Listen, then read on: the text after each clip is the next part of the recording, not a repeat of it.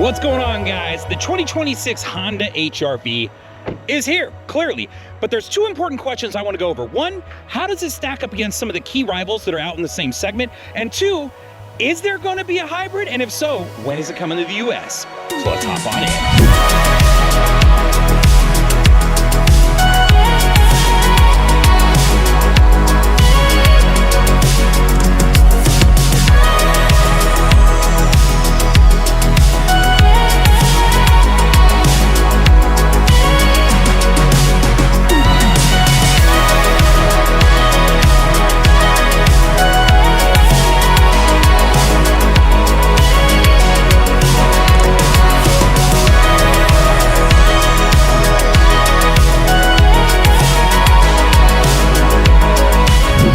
To start than talking about performance. So let me pull you on in and talk about this. So you are looking at a 2-liter engine. This is putting out roughly 158 horsepower. It then runs to a CVT transmission and then out to either front wheel or all-wheel drive. So while we've got the hood popped open, I want to do a comparison. I want to show you how the 158 horsepower coming out of this stacks up against other key rivals in the segment. So I'll throw that up on the screen.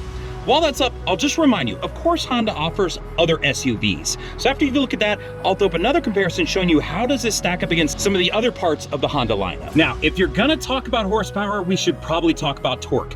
Coming out of this 158 horsepower 2-liter engine, you're gonna get 138 feet-pound of torque. So I'm gonna throw a comparison up so you can see how does that stack up against other makes and models out in the world. And then I'm gonna do the same thing. If you're curious as to, hey, what if I wanted to look at something else in the Honda lineup?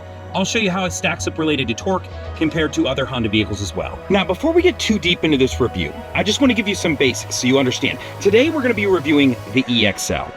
But there are 3 different trim levels of this vehicle. The base model is your LX, which is going to be roughly around 27, 28 grand. Above that, you're going to have your Sport, right? So middle model. And then above that is the EXL, what we're sitting in today, which is roughly around the $30,500 mark. All right, guys, so I'm at the front of the vehicle for 2 reasons. The first is I wanted to give an opportunity to see what the front face of the vehicle looks like. I always like to look at a car and kind of decide what I think. Is it smiling? Is it grimacing? Does it look goofy? Leave a comment. Let me know what you think. But while we're here, I want to talk to you about 0 to 60 times. Now, if you're shopping in the subcompact SUV market, I don't know that a 0 to 60 time is that important, but maybe you want to know it. This vehicle goes from 0 to 60 in roughly 11.1 seconds. Not particularly fast, but I want to throw a comparison so you can see how does it stack up against other rivals out there in the segment. After you've looked at that, I'll remind you, if you wanted something faster, you could always jump up to its big brother, the CR-V, putting out roughly 190 to 204 horsepower, depending if you pick non or hybrid, and it's gonna get you a considerably faster 0 to 60 time. So I'm down on the ground for 2 different reasons. The first is I wanted to give you an opportunity to see what the 18-inch alloy wheel looks like that comes on this thing. It's a pretty clean look. I'm not mad at it. The second reason is I want to talk to you about MPGs. So in the 2-wheel drive model of this vehicle, you're going to get 26 in the city and 32 on the highway. So I'm going to throw a comparison. You can see how does that stack up against other makes and models out there in the world. While that's up, I'll just remind you, there is an all-wheel drive version you can take. If you decide, though, that will be 25 in the city and roughly 30 on the highway. So you're going to give up a mile or 2 per gallon if you go to the all-wheel drive version. So related to MPGs, I posed the question earlier, is there going to be or is there a hybrid version of the vehicle? There is. It's called the ZR-V. Currently, it's available in Asia, Europe, and I believe Australia. It hasn't made it to the US yet, which is unfortunate because it gets roughly 50 miles per gallon, which would be fantastic being that this one gets 26 and 32. Now, it's interesting because currently Honda offers an Accord hybrid, they offer a CR-V hybrid, and they offer a Civic hybrid. So my bet would be we'll probably see this sooner than later, but just not yet. So if we're talking about MPGs, we should probably talk about the gas tank. So all trims of the Honda HR-V come with a 14-gallon gas tank. So I'll throw something up on the screen so you see how does this stack up against other makes and models out in the world. After you looked at, let's talk about a couple things. The first is, you're gonna notice that this doesn't have a cap anymore. It's a double valve system, so there's a valve here and a valve deeper down. I mentioned that because I want to come around to the back. In the back, if you flick up the carpet area, you're gonna see that you got a jack and accessory and this little funnel right here. I want to explain this guy. If you ever ran out of gas and you weren't at a gas station, you might need a way to be able to hold this open to pour gas down in it because chances are you might not have a gas can. That is the function of this little funnel. Now, if you like learning cool things about the Honda HR-V, different tips and tricks, you should check out one of my tips and tricks videos on this vehicle. To add on to that trick, if you ever come to the door and the door gets stuck and it won't open, right? understand that if you come around to the back, there's a little panel right here. You push this part of the panel down, you're gonna see this, there's a little yellow wire here. If you pull that wire, it will help pop this guy open. So depending on where you live, ground clearance may play a role, right? If you're living in a rural area that doesn't have great roads, you're gonna need some space to make sure you're not grounding out when you drive over anything. This vehicle has 7 inches of ground clearance on it. So I wanna throw comparison up so you can see how does that stack up against other key rivals out there in the market. Once again, I'll just remind you, you could always jump over to a different Honda SUV. So I'll throw those comparisons up to you so you can see how do other Hondas in the family stack up against that 7 inches that the HRV offers. Now, if you're shopping SUVs at all, chances are cargo space is gonna be important to you. So let's talk about that. So in the rear of this vehicle, you've got 24.4 cubic feet of cargo space in the back. Very usable space. While I'm here though, I'll just remind you, every car comes in carpet formats. Know that you don't have to pay extra for those. And if you're looking for something like an additional all-season mat, check out one of my upcoming product reviews. I got something cool on the way. Now, while we're back here, of course, I want to point out a couple things. You saw some of this earlier. You got your jack and all your accessories in that funnel that I mentioned, and then you also have a full diameter spare in this vehicle. I want to take a second to throw a comparison up so you can see how does the 24.4 cubic feet in the back of this vehicle stack up against other makes and models out in the world. While that's up, I'll remind you, of course, if you're looking for additional space, you could always move to the CRV. It is an option that's available to you. I'll throw up some Honda cargo space options for other SUVs, just so you can check that out as well. Now, when you fit the seats all the way down, you've now got 55.1 cubic feet of cargo space. This is actually very usable space. Now, me as a 6'2", 250, could I lay in the back of this thing perfectly straight? No, I'd have to lay diagonal. But if you're a smaller person, you could easily camp in your car. And what I really like about this is it's extremely flat. If you went up to the big brother, the SUV, the CRV, it's gonna have a little bit of a hump to it where you'd have to kind of account for that if camping is something you plan to do in your car. But while we're here, I want to throw comparison up so you can see how does the 55.1 cubic feet in this vehicle stack up against other key rivals out there in the market. After that, I'll throw up a Honda comparison so you can see, hey, if I'm shopping in the Honda lineup and I want to stay there, how does this stack up against other Honda SUVs? All right, guys, so let's talk about front row leg space. In the front of this vehicle, you've got 41.9 inches of leg space. Pretty usable. I'm 6'2", 250. Let me show you what this looks like.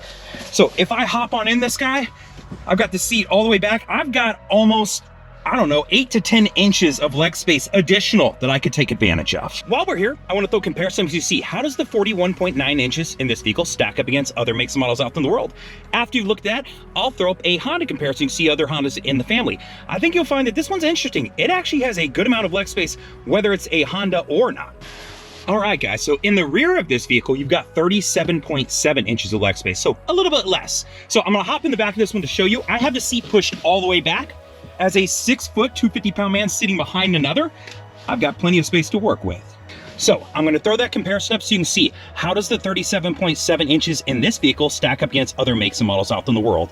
While it's up, I'll of course remind you, you could jump to the CRV, and if you do, you're going to find that you gain a handful of inches. So I'll throw that comparison up so you can see how does it stack up against other Hondas in the family as well. Now let's talk about the tech inside of the vehicle. The first thing I want to point out is, of course, the 9-inch touchscreen.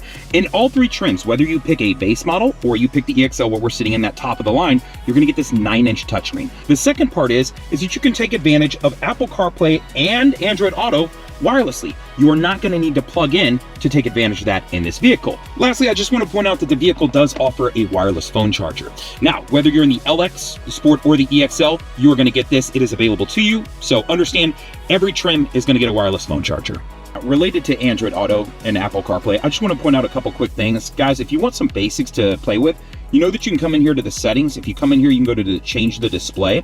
When you get to that, you can change that layout, put the media closer to the driver if you prefer, or the navigation, and then it'll flip-flop these. Just kind of a cool one you can take advantage of. The second part that I like to show you, I won't go through all the steps, but you can add in custom actions. And what I mean by that is if I touch this button, it'll automatically direct me to the nearest Taco Bell. So let me turn it down so we don't get yelled at, and then I could start this, right? I could even add another stop to it. So it's just an example of a custom action. The other way you can do that is if you wanted to automatically call someone. So if I touch this, it'll immediately start calling that person. Now I've selected myself as an example just to show you how this works. Now, if you want to learn how to do these things and more, feel free to check out my tips and tricks videos. I always list them there. So I want to show you something while we're here. And this is a really cool thing that you can take advantage of if you want. So you're going to notice that this doesn't look like Apple CarPlay or Android Auto. And if I jump into the apps, you're going to notice that when I scroll through, I'm going to have the normals like Spotify and things like that, but I've also got YouTube. And I've got Netflix, and I've got Hulu and Disney Plus, right? And I can take advantage of Facebook, Instagram, you name it. That's because I'm using a box to do this. This isn't something direct through Honda. This is something that I just really like and I like to talk about. This is made by One Car Stereo. All you do is you plug this box into the USB like you would if you were plugging in for Apple CarPlay or Android Auto. Then you give it data. I use my phone as a hotspot to provide it data so that it can essentially unlock my head unit to make it like a tablet with full Android setup. This allows you to come in and say, hey, I want to go into the Play Store and download any app I want, and you can. From there, you can take advantage of things like streaming apps, right? So if you want to stream something on Netflix, whether you're sitting still or driving, you can. This is great for like if you're taking a long road trip, right? If I'm in the car for 6 hours, I may want to listen to a show while my kids watch it. Or maybe my girlfriend wants to watch something and I'll kind of peek in on it as I go. You can take advantage of that. The other thing that I really like about this is that if I jump into an app like Spotify, you get the full version of it, meaning you don't get the cut up version that Apple CarPlay or Android Auto offers. So if I jump in here and first thing I want to do is run a search, one, I can type in the search even when I'm driving, which is nice because sometimes I drive with the windows down or the top off my Jeep and it can't pick me up. It can't hear me. So let's say I pick my artist and I come in here. You're also going to notice that when I scroll down, now I have all this additional info that it provides, like songs, popular singles, popular releases, discography, what they're featured on, different clips that you can watch, all kinds of different things. So that's what's really cool about this box. So if you're interested in something like this, I'll throw a link in the description. I just did a full review on it. I'll throw the link to that as well so that you can check it out. Just something to consider whether you have a Honda or a different vehicle. This works for any vehicle that has Apple CarPlay or Android Auto set up on it. So should you buy the 2026 Honda HR-V EXL? It's a good question. After all the breakdowns and all the numbers, here's the bottom line for the vehicle. It's not the fastest and it's not the most powerful SUV, but what it does really well is just daily livability, if that's a word, right? It gives you good space for your passengers. It gives you decent cargo space, and it gets you pretty decent fuel economy. Now, related to fuel economy, we talked about this earlier. I would love to see the HR-V get a hybrid model in the US. I think that would put that in a class of its own above a lot of the other competitors. But for now, we don't have it. It's only in, I believe, Asia, Europe, and maybe Australia. Now, at this price point, I would probably cross-shop a few vehicles. Just to be honest, I would look at the Corolla Cross. I think it's a good vehicle. I would also look at the Mazda CX-30. When considering these three vehicles. The other option I would consider, and if you're in the EXL especially, I would consider looking at the Honda CR-V, because for the price of a HR-V EXL, you can get a base model CR-V. And I think that that's going to get you additional space, additional horsepower, better gas mileage, and additional cargo space. But if what you're after is comfort, practicality, no drama, a smaller vehicle that you can drive around, zip around in, park easy, then I think the HR-V still makes the cut. Let me know in the comments, would you buy this? Are you going to hold out for the HR-V? Or would you buy something else? I look forward to hearing from you. A couple of favors to ask for before you get out of here. One, I hope you'll press the like button because you like the way I present the content. Two, I hope you'll leave a comment and let me know what you think. Three, I hope you subscribe to the channel so when I talk about vehicles like this, do reviews, or products like this guy that I mentioned earlier, you'll get to know about them. And then four, I hope you share the video, man. If you got some friends that are shopping for a small SUV, I hope that you'll show them this. And if they're shopping specifically for a Honda HR-V, I definitely hope you'll share it too. Like, comment, subscribe, all the things. Later, guys!